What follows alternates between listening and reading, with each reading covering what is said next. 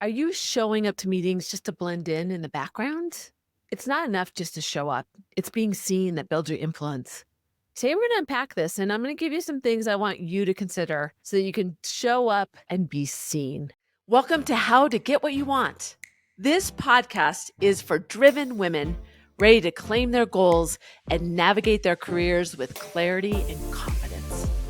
Join me as we explore real stories, tools, and strategies to help you steer your career exactly where you want to go. Let's get started on helping you get what you want. Welcome. I'm Susie. I'm so happy that you made the choice to join me today.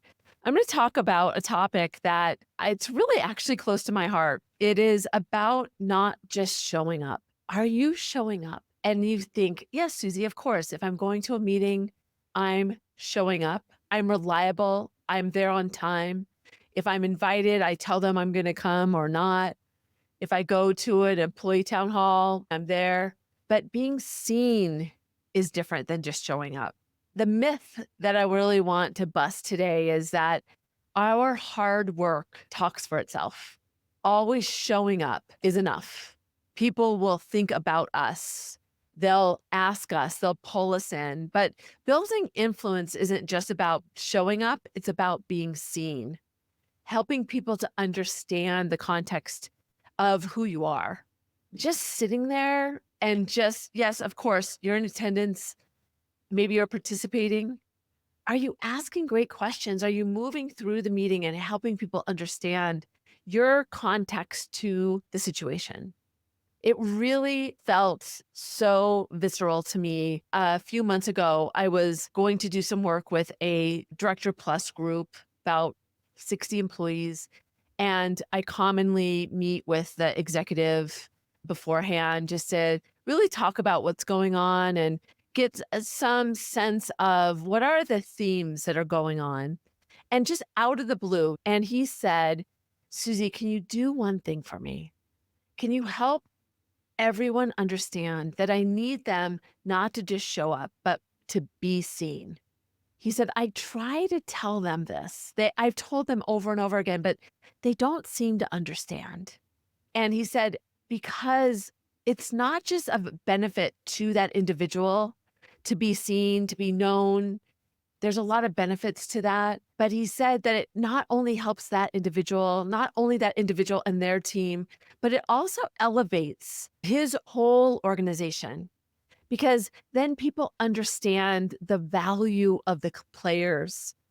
He wants them to understand that he has some great minds on his team, and he wants others to understand that. He was hearing from the conversations he was having with his colleagues that they don't illustrate enough for those team members in the teams of his colleagues. They don't talk enough about his team to understand that he has a wealth of talent and value in his organization. So he was feeling it at the highest level. But it's important as individuals that we think about this practice. And as an extrovert, it's and I was a sales leader, so being seen is just what you do. You lead the conversation. You really challenge the assumptions. It's just a part of what you do. So some of this really came naturally to me. But having said that, I would often notice that there were times where I wouldn't speak up. I would just be that path of least resistance. I would just assume that my hard work would be noticed and that I'd be picked out. And I learned from my peer Dan that I talk about a lot that he always asked for a lot. And I realized that if you don't ask, you don't get. And I'll never forget when I left my corporate job, my boss's boss, actually, I went by his office to say goodbye and I ended up being there for 2 hours after they were very upset that I was leaving. But one thing he said to me, he said, the only thing that I really am disappointed with you about was that there were so many meetings that you were in, and I knew you had really good ideas, but you wouldn't speak up. And people don't just call on you. There's not the opportunity always. And in my head, when he said that to me, I've thought about that comment for a long time. When he said that to me, I was thinking, you know what? All those people around that table just talked so much, I could hardly get a word in edgewise. And that could be true, meaning that I didn't want to be rude. It feels rude stepping on somebody or changing the topic. And so I didn't feel comfortable with that, but he was right. And I thought about that comment for a long time. Listen, I worked for that organization for 10 years. I worked under him almost that whole time. So it's funny to me that he waited until I was leaving that he gave me that feedback. I wish he would have told me that before, but it was a really interesting way of illustrating not to show up. He knew and saw more in me, and I didn't choose to be seen. Harvard actually has shown that employees who are actively engaged and demonstrate their presence in meetings are more likely to be promoted and recognized.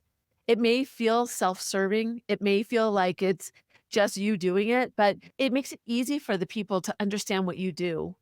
It makes it easier for them to not have to call on you or ask the question of, so are you showing up or are you being seen? Hey, Susie here. Thought I'd pop in. I wanted to let you know I've been an executive coach for over a decade.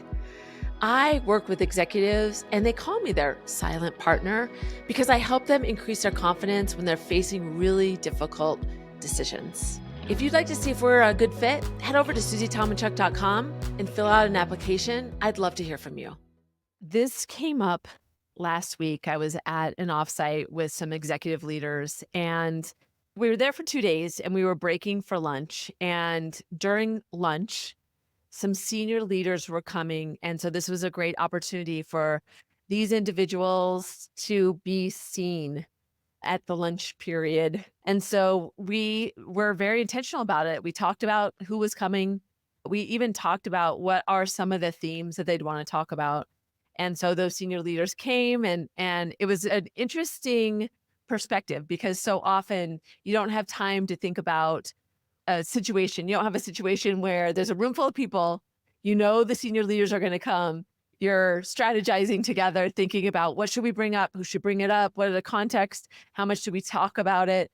And those leaders were coming to hear what these executives in the field, let's just say, needed them to hear. And they knew that's why they were making this connection. They were coming because they were all in from out of town. It was interesting to be an observer of this. Even some of those senior leaders, when they came up to me, I was a little disappointed in how I framed who I was and my part of this executives offsite that we were having. But when we came back in, it was just an interesting dialogue of who did you talk to? What did you say? Who took most of the time? And this was a great illustration of being seen. They all knew that the homework or not the homework, but the strategy was to say something. So yes, there were some of them that definitely went for it and were right in front of the people and really told them what they needed them to hear. It was interesting to watch. There was one senior executive that looked a little bit after a whole half hour. You could tell he'd had enough. He was like kind of backing out. You could see that he felt a little bombarded, but he stayed in it. And it was a great opportunity to unload or to evaluate what had happened and who did well and what would you have done differently. And this one woman said the most senior person's name is Bert. He had just come in from international flight. So you could just tell he kind of wasn't all there. And one of the more junior people said, gosh, I should have done more to talk to Bert because I needed him to know. And it brought up this good point of you have to understand your audience too. When you're just being seen, you want to make sure you're being seen in who you want to be, how you want them to remember, what information can you share that would be of value to them that they need to know that they could to make action on. So being seen was very intentional. It's a great example of it that's very intentional, not as passive as being in a meeting, which I'll get to. But it made me think of a few years ago when I worked in a corporate environment. I had gone to headquarters and I had gone into the elevator and gone up a couple floors. The elevator opened up and the CEO of the organization walked in. And we're talking, this is a Fortune, what is there? A Fortune 20 company, big company. The chances of me being in an elevator with a CEO was like slim to none, but it happened that day. We went up a couple more floors. In my head, I'm going, you have to say something. You have to say something. The elevator doors opened up and closed again. So that's how much awkward silence had gone on. And I could not think of anything to say. This guy was my boss's boss's boss. So, there wasn't a lot of context that I felt like I could just unload on him, or there wasn't anything I could say in those moments, but I knew I had to say something. So I awkwardly said something like, "Hey, I'm a runner. I know you're a runner. Next time you're in Denver, we should go for a trail run." And it was like the most awkward thing you could have said. Totally awkward. And he turned around and said, "I've been having knee problems lately. I'll have to take a pass for now." And so I told them that. I said, the context of where you are, you always have to be ready for the situation. Had I had a little more bearings, a little bit more, let's just say, history or age, wisdom, I probably would have said, "Hey, Steve, it's really nice to see you. I know you don't know who I am, but I work in this organization. And I just wanted to let you know that I really appreciate that you always put the customer first." He didn't need to know me. He didn't need to have this unload, information on him, but it would have been applicable to the situation. He may have been curious, "Hey, tell me what your name is. Give me a little bit more information." It would have been a much better impression than him leaving and then probably calling security. There was a weird woman in the elevator that I don't want to ever see again. So thinking about the situations and where you have to contextually be seen. A client of mine came to me because he's an introvert and he noticed that people were getting tapped on the shoulder for different opportunities. When I started working with him, I realized and helped him realize that he was just showing up to things. He would sit with the group that he knew. He wouldn't really talk to the senior executive. He just didn't feel like that was his place. But then when he evaluated and looked at some of his colleagues and saw what they were doing, the ones that got picked, he just noticed that they had a little bit more courage. They were a little bit more courageous about asking questions in meetings, making comments, stopping by and getting to know on a personal level some of the people that are those decision makers, and even saying, "Hey, I would love to be a part of the leadership summit. How do I get my name in there?" And so just by making a few tweaks so that he didn't just show up. Yes, it was uncomfortable sometimes for him. He had to think about, what would the question be that I want to ask? He'd have to make the decision to say, when I go to the town hall, when I go to the employee meeting, when I'm in the staff meeting, instead of going into what feels comfortable to me, I'm going to speak up. I'm going to ask this question. I have a really good friend who always is the first one to ask a question at a conference. And I just love that intention. She says she doesn't always know what she's going to ask. She walks up to the microphone and she just goes for it. And she's an introvert, she's an engineer, she's a leader, but that's her way of being seen. Being seen it's not always comfortable, but the more you do it, the more you understand how to show up in these different situations so that you can make a connection. You can help people understand the context of where you're coming from. Don't just blend into the background. How do you pop out? What's your pop of color? How do you show up in a way that's meaningful, that will be memorable? My first tip, I was already tipping my hand a little bit. It's really, how are you showing up? When you go into a meeting, are you cameras off? That's fine sometimes, but think about those decisions that you make that you want to be seen. Where is it important that you're noted, you're noticeable? If everybody else has their camera off and you have your camera on, that's your pop of color. That makes people see you. And like I mentioned in the last segment, it's also the questions that you ask, the comments that you make. Even reiterating something that somebody else said can really illustrate to them that you've got their back, but it helps people see that you advocate for others. So even making a comment, that was a really smart thought. I need to think about that. Can I come back with questions? How did you come up with that? Just being seen is being active in the conversation. It's those nonverbals. It's not multitasking. It's paying close attention. As a facilitator, I can absolutely tell who's connected in the conversation and who's not. Even if you think you're listening really well, there's things that you miss if you're doing something else. So if you want to be seen, those are the meetings that you need to not be doing something else. Even if everybody else has their computers out, don't be that person. Do what you need to do to make the person that's leading the meeting, people in the meeting know that you're there, connected in. And maybe even in a virtual meeting, that's making comments as a part of the conversation. But stay active. That's my first tip. The second one is to have an elevator pitch. Think about who you might run into. Think about in the meeting, if it is a meeting that has a lot of people there, look at the attendance before you go in and go, oh, I don't know that leader, but I really love what they say. I have a lot of respect for them. I have friends that work in their organization. I'm going to make a comment to them before or after the meeting and just say, hey, I really appreciate your leadership. And I just wanted to tell you that today. It doesn't have to be something that is uncomfortable. But if you find yourself in the elevator with somebody that is unexpected and you need to think of something, having thought through some of those things beforehand can help you not just be a deer in headlights like me, where you make a comment that you wish you could take back.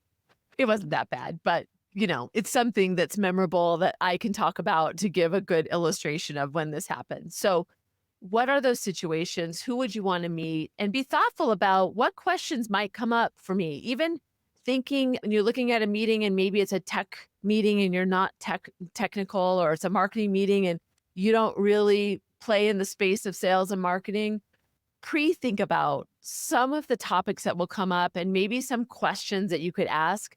Doing that beforehand will get your brain more connected in the moment, and it will give you some materials that you could pull from. So what can you do to prepare for those conversations so that you don't just blend in, that you're seen? My last tip comes from experience in working with the senior team. I was facilitating a big room and all of their direct reports were in the room too. And I noticed that I was calling on the 6 senior leaders to comment on the topic. And they went one by one. And the third one that went took a lot more time than the others. And I was just observing the room and I could see that people stopped listening to him. I noticed and realized is he always took more space. He always kind of rambled on, and people got used to the fact that he just filled time. So they wouldn't be as in tune to him. So my last tip is think about the space that you're taking up. Are you saying enough that you're a contributor kind of equally? Like, kind of meter yourself around the rest of the dialogue in the room and see if you're talking enough. Talk as much as other people in the room. If you really want to start getting yourself to engage, that's one metric that you can look at. And then on the opposite side of that, if it comes easy to you or you always have a lot to contribute, start to notice if people tune you out. And if you are providing more context, maybe you need to because you're leading the conversation and you need to give context to the room. But try to think about the space that you hold, not just physical space that you hold, but the space in time in meetings. Try to think about it being balanced. I'm not saying that that is something you always have to do, but that's one way to start thinking about how can I be seen more? And that might get you a good way to get out of your head and not worry about what you're going to say, but think about contributing equal to everyone else in the room. I've given you a lot of tips, a lot of context to think about today. You might feel like, oh, there were so many opportunities that you thought about, those moments when you were in a conversation that you could have really maximized the opportunity to say something else. Maybe in a meeting, you knew you wanted to say something and then you were going to say it in that moment, but then somebody else changed the topic and you didn't want to go back. Those moments we can't get them back. But when you think about those in the future, how do you ensure that you're seen? So I want you to think about, how are you showing up in meetings and key moments? Look ahead in your calendar and identify a meeting engagement a conversation that is high stakes for you, meaning that there are people in the room that may not know you. They may not have context around you.